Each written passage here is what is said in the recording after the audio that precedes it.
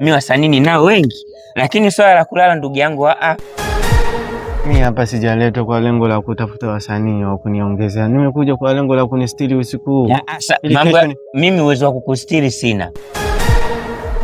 Ni rafiki yangu umeamua kusema hivyo? Sio rafiki yangu. Kwanza huu mambo ya urafiki leo kwanza huu ufe.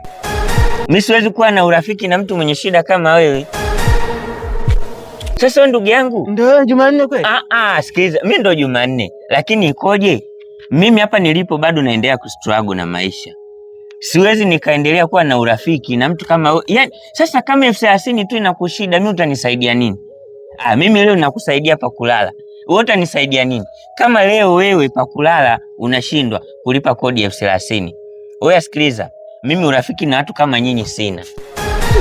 Jumanne, nimekuambiaje? Urafiki na watu kama nyinyi sina. Kaa mbali na mimi. Tulikotokea Jumanne, kumbuka tulipotoka ni mbali na tumefika sasa. Hapa ndo tumefika sasa. Wewe unasemaje?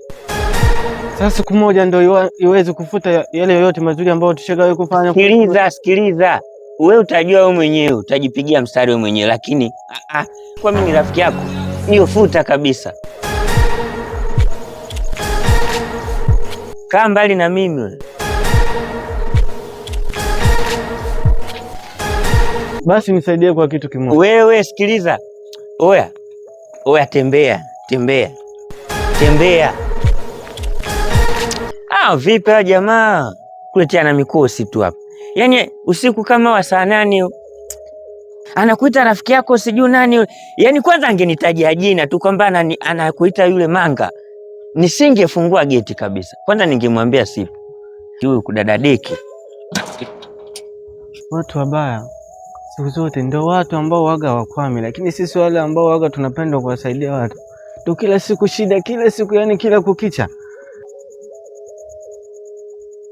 Ngoja nimsubiria afunge tu na mimi niende nikakae pale. Liwalo na liwe.